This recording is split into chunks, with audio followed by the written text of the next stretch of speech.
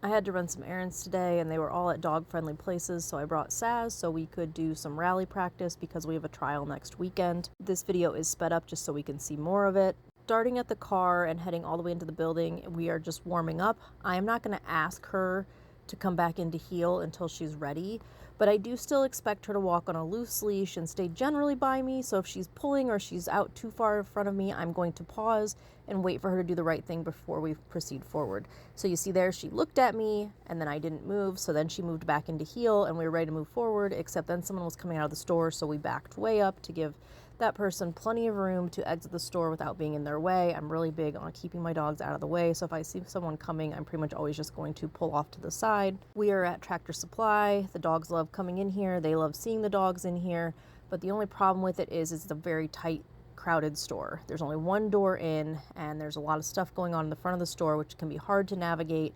It's kind of hard to avoid people. They're just everywhere, and I don't want her greeting people, and I don't really want people saying hi to her very excitedly because, again, we're getting ready to work. This is just warm-up time. But once you get through the front of the store, the fencing area in the back where they have like all the gates and stuff is very open and very quiet, and it's a perfect place to do a little bit of heel work before we grab the things we need. So I'm treating this just like I would at a trial, where we're going to warm up, really let her settle in before I start asking her for things.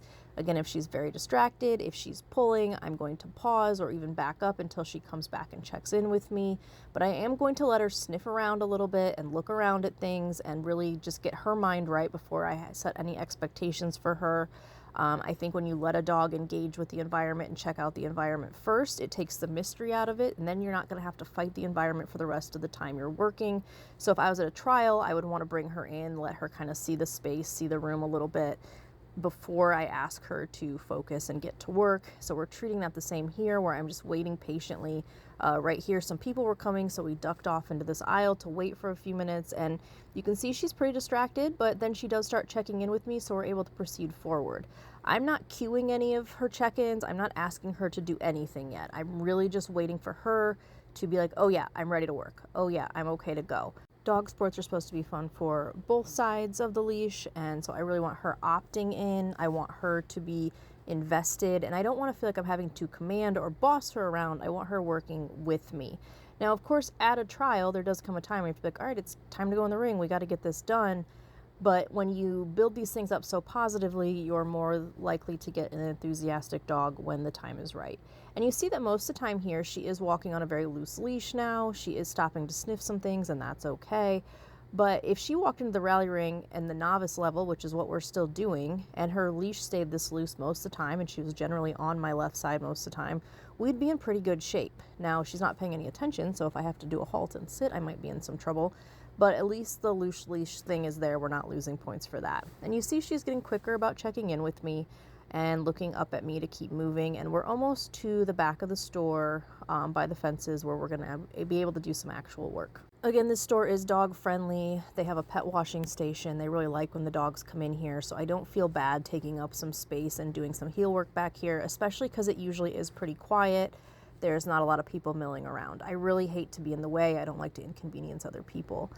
So you see here, she's able to move back into her sit, and now she's doing a really nice heel. It's kind of jostly camera work.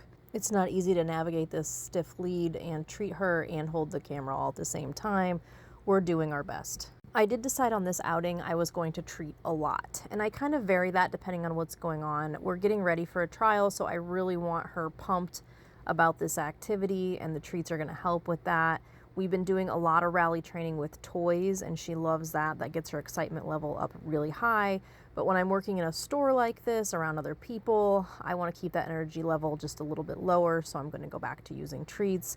And then we'll do some sessions where I barely treat at all, or she doesn't really get treated till the end. I just mix it up depending on the environment a little bit, but also depending on what we're working on. And right now I just wanted to see some really clear focus and to see how quickly I could get her from warm up into healing nicely in a public space. And she did fantastic.